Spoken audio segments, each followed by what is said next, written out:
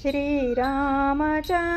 कृपालु भज मन हरन भव भय दारुणं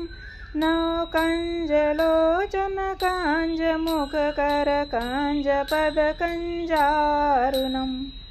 कंदर्प अगणित अमित छवि नवनील नीरद सुंदरम्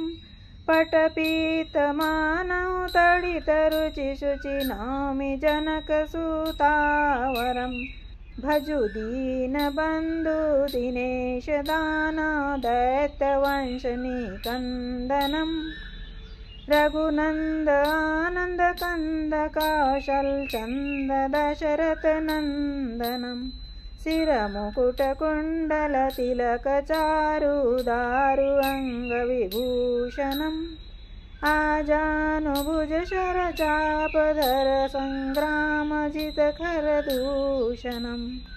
इति वदति तुलसीदास शंकर शेष मुनि मनरंजनम्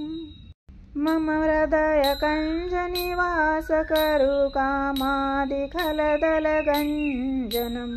मन जाई राचो मिली सोबरु सहज सुंदर सावरो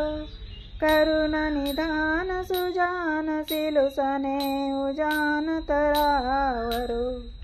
यही भांति गारी असीस सुनि सिय सहित हर्षित अली